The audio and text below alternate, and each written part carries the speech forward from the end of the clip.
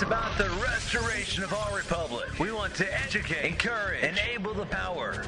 We stand for integrity, honesty, self-reliance, self-defense, and most importantly, no compromise on our foundational principles. This is America's Voice Now. Find America's Voice Now on Facebook and at americasvoicenow.org. Here's Michael Evans.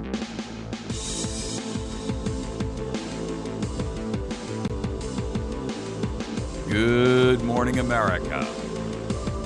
You're listening to America's Voice Now. My name is Michael Evans, and I will be your host this morning. I am glad to see so many of you out there on our website this morning. It's great news. Those of you who have an opportunity to or have an interest in can capture the program live on our website utilizing either audio or video, your preference. And so sometimes, and I know I've got a face made for radio, but sometimes it's nice to see body language in context. And so for those of you that would be preferential to being able to capture the program that way, please feel free to do so. You can catch it live at americasvoicenow.org. every morning from 8 a.m. till about 9:45 or so. You can also find us on Patriot FB. That's Patriot F like Foxtrot, B like Bravo.com. That is a website where it is kind of like a Facebook replicant, and it enables you to not only share with other folks that are like-minded, but there's no trolls and there's no censorship. And it is all patriots. It's definitely no looters. So welcome to the show. If you have an opportunity to, shortly you'll be able to catch us live on the Constitution Club. That's constitutionclub.ning.com and the Citizens Action Network. All of those are websites that are carrying our program or links to it and so forth and so on. Encourage you to participate with those. We are going to tackle 4 topics this morning that are of critical nature to our republic. The reason that we're going to address these issues in this order this morning is clearly, well, let me put it to you this way. We realize that while it's not always individual incidents that expose to us exactly how far down the rabbit hole we've fallen, sometimes we need to see the overall, the bigger picture, if you will. And so our first topic is John Kerry and his recent comments in relation to Israel becoming an apartheid state. And while that's confrontational, of course, and it's also concerning to a lot of folks because those words have significance, I want to remind you that perhaps what John Kerry should have done was looked back at the United States and considered the economic and political apartheid of what is happening in our own nation right now. We're going to look at what apartheid constitutes and then see if the definition fits. In our second segment, we're going to talk about how some judges are revolting in reference to the overgrowth of the police state and how some are committing treason. And we're going to look at both examples so that we have an opportunity to make a judgment call after gathering information. In other words, part of what we have an obligation to do as critical thinkers and as patriots is make sure that we are looking at issues in a fair manner. In other words, we have to look at that information that supports our opinions and our concepts. But in addition to that, we also have to look at that information which might challenge that which we believe. And the reason for that is because if not, we're just drinking our own Kool-Aid. And then we're ultimately really no different than the ideologues on the opposite side of the fence. That's never a good place to be, ladies and gentlemen. Okay, our third topic, antidepressants and how they are causing massive problems in psychosis, especially in young adults and children. And I'm going to draw the correlation to this because what we're seeing is a constant hammering of your Second Amendment rights based on, in many cases, these mass, school shootings and things like that. But I want to also talk about the idea that a lot of this is actually brought on by the antidepressants themselves. And this isn't new news, folks. This has been going on for a very, very long time. I mean, we're talking about as far back as the 1980s.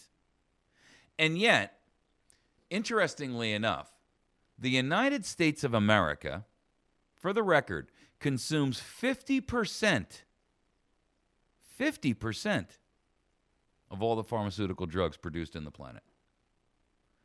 Ladies and gentlemen, something's desperately wrong with that picture.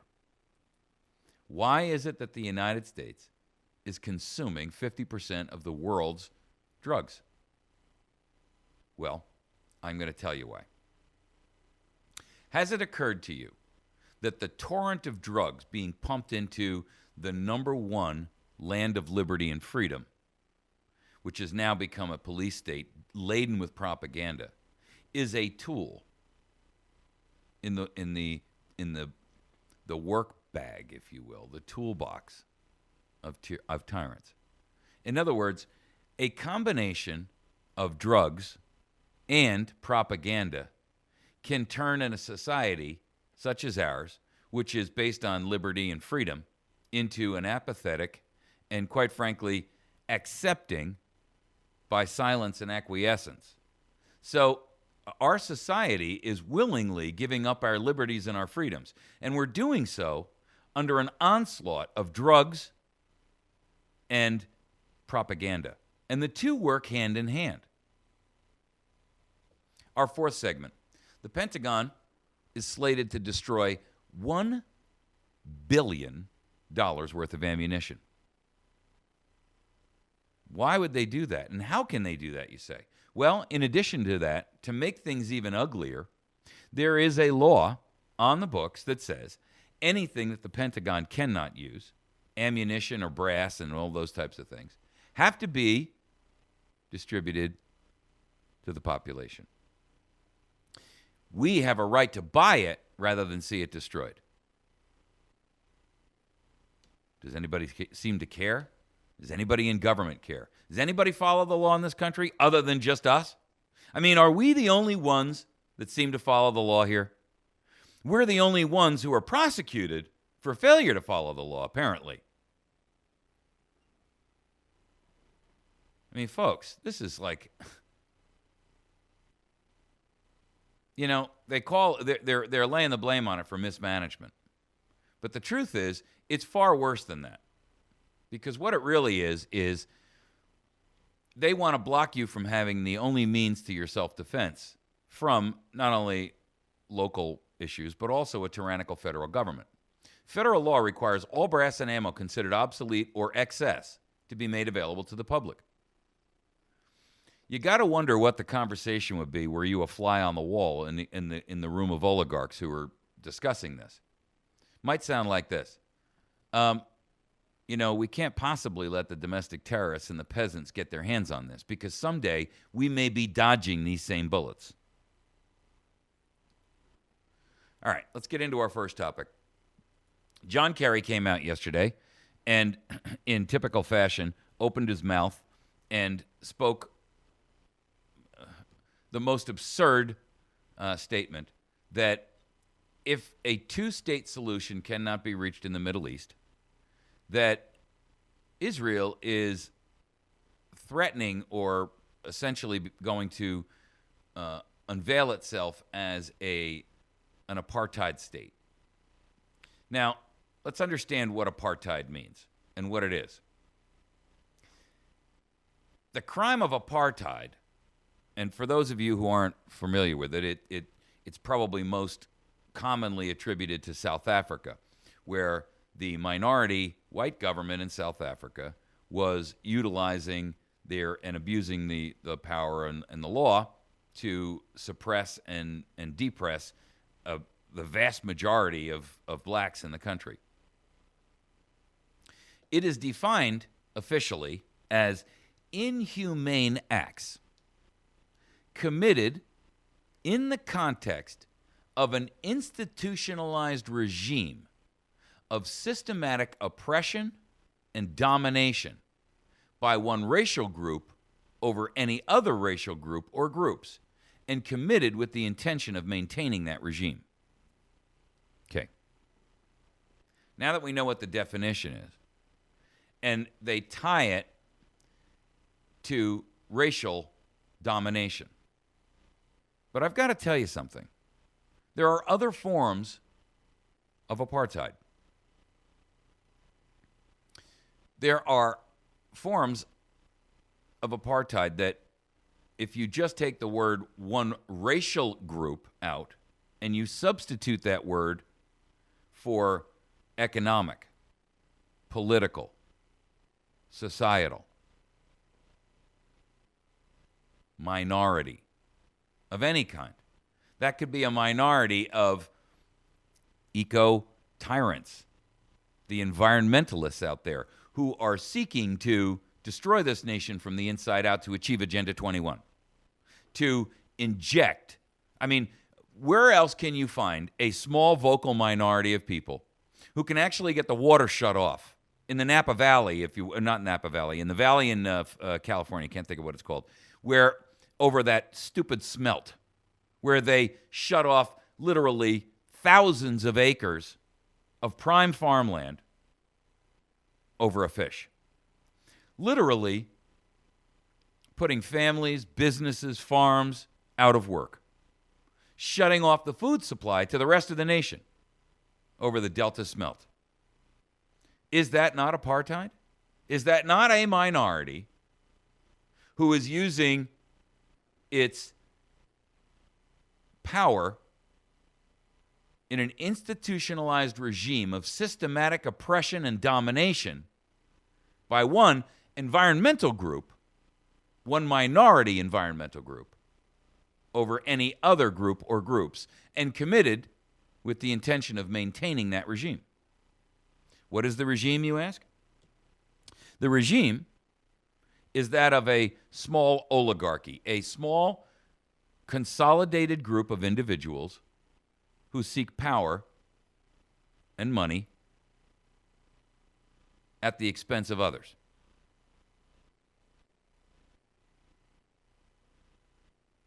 Now, there are those who will probably take offense and say, apartheid only means one thing. Well, that's not entirely true. It's only racism.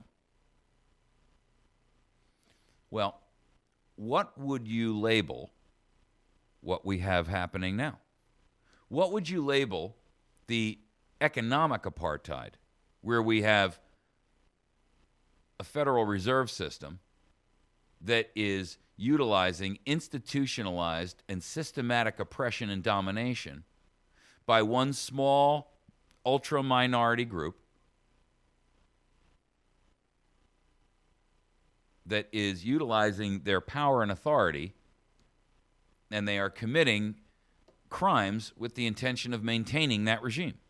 What would you call it when you have 8 or 10 mega banks that are doing the same thing? What would you call it when you have 535 members of Congress that are effectively doing that to all of us? You see, here's the problem. And for those of you that would take umbrage at the use of the word apartheid, I want to quantify and clarify for you something. Apartheid is not merely the act of racial discrimination. It's political and economic. We're experiencing the birth of a dogma of apartheid. Not only racial, but political and economic. And here's why. Because this apartheid is being waged by an oligarchy, and it's being waged as a state of warfare against every American. All of us, races, creeds, religions, colors, sexual preferences, makes no difference. It is being waged against the majority, the 300 and let's say 10 million out of the 315 million of us that live here.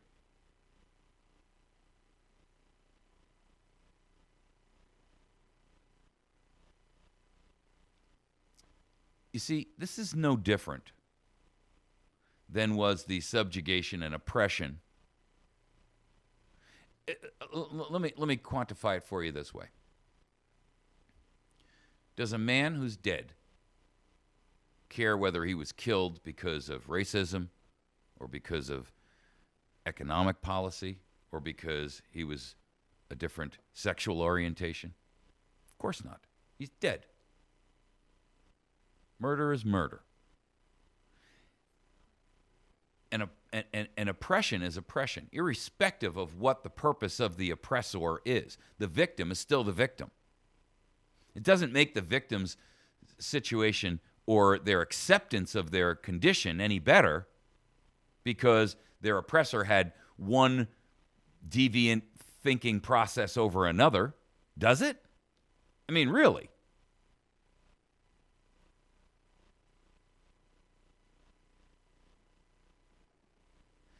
You see, it's not the motivation of what causes someone to do something. Not to the victim, because the victim still has to either live or move on to the next world as a result. But what motivates their oppressor is really immaterial. The end result is the same to the victim.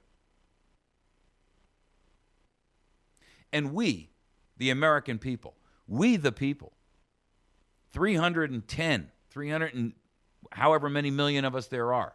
I mean, I can't point to a specific number and say, between Congress and the vast majority of these people who are operating and running the government, 9 Supreme Court justices, maybe a couple of thousand judges in the country, all the administrative leaders of all of these unconstitutional administrative agencies, and a collective organization of bankers and mega nationals and internationals and what have you. I mean, what is there, 5 million, maybe? So you've got 5 million tyrants who are destroying the nation for all of us, all races, all colors, all creeds, all religions. It's warfare. It's warfare. And it doesn't matter what the motivation is for a tyrant, because to the victim, death is death. Starvation is starvation. Theft of their rights and their property. It doesn't make any difference to the person whether it was the USDA or the EPA who seized their property. The end result is they don't have it. Doesn't make any difference to the person whether their liberty and their right to worship in the way and the manner in which they choose was taken by a person who is liberal or conservative, does it? In fact, you can look at the argument that the Chinese are making that the Chinese government is destroying their churches over there. Massive cathedrals. Go look on Drudge Report this morning. There's an article out there about it. Does it make any difference to the parishioners of those churches whether their government was communist or socialist or Republican? And I don't mean in the terms of the party. I mean Republican as in a form of government. Does it make any difference to them? Of course not. Is it going to make any difference to you when you are snatched up off the street under an NDAA claim that you are a belligerent? Does it make any difference to you whether the law was passed by Republicans or Democrats? Does it make any difference to you whether or not the NSA law that allows them to monitor everything about you was passed by Democrats or Republicans? Of course not. The end result is the same.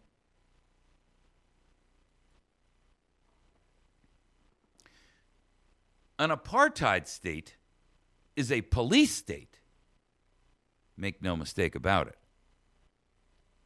And it's just a way of describing a variation of tyranny. But it doesn't change the end result for the victim.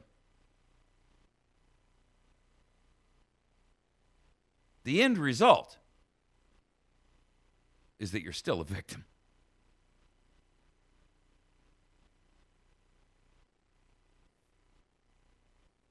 Does it make any difference to you whether a policeman brutalizes you because he doesn't like the way you talk or because you challenged his authority? I mean, no. You're sitting there with a black eye, maybe a broken bone, and he's panting over there after beating you with a baton. Does it make any difference what motivates him?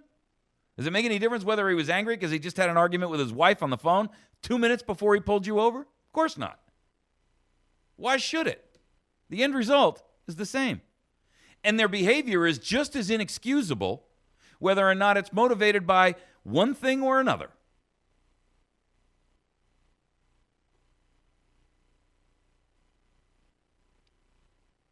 John Kerry, you did choose those words.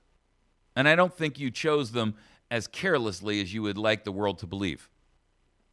You may want to rewind the clock. And by the way, ladies and gentlemen, for the record, he was speaking to a closed-door session of the whom? The Trilateral Commission. And it's amazing how many stories I read about this where they don't mention who he was actually speaking to. Because that would make them conspiracy theorists. You mean the Trilateral Commission? That doesn't exist. That's just some conspiracy theory. Okay. All right. You can believe that. You can also believe that Uncle Sam is your beneficent uncle who's willing to do anything and everything to help you.